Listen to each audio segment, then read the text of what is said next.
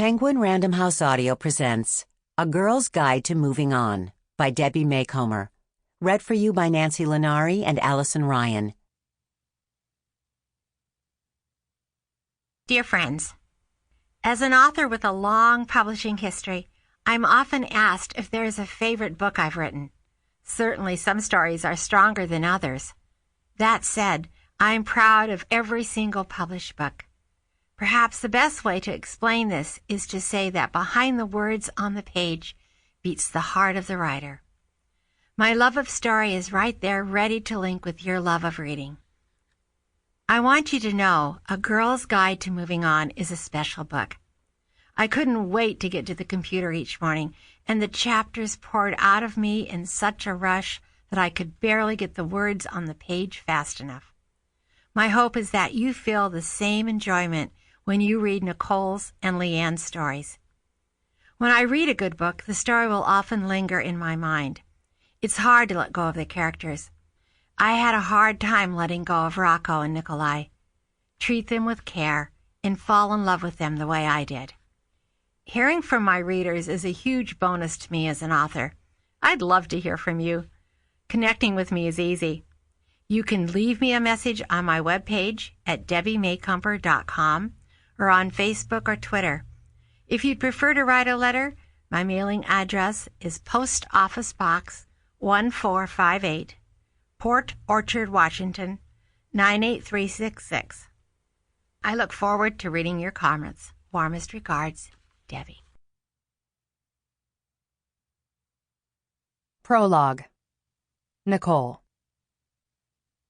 Not so long ago, I assumed I had the perfect life. Because my husband made a substantial income, I was a stay-at-home mom for our toddler son, Owen.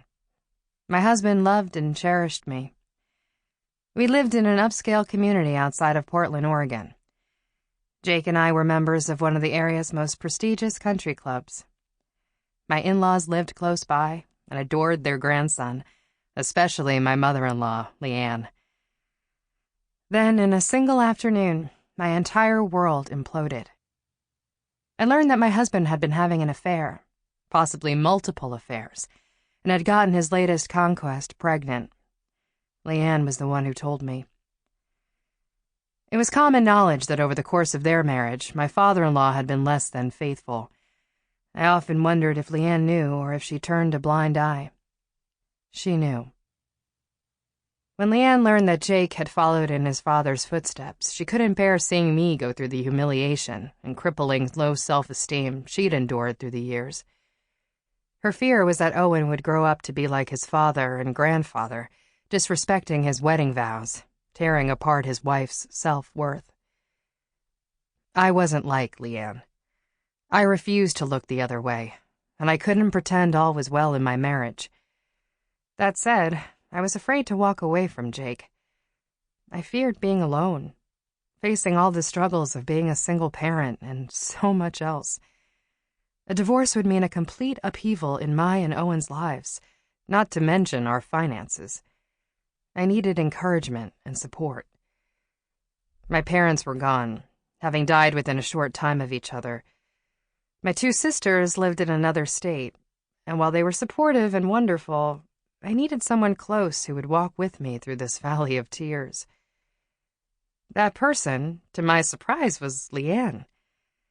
When I filed for divorce, she followed suit and filed at the same time, walking away from her 35-year marriage.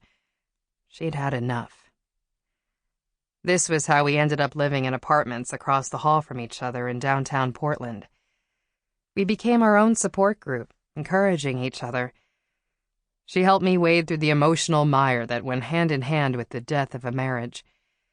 Together, we faced each day of our new independent lives.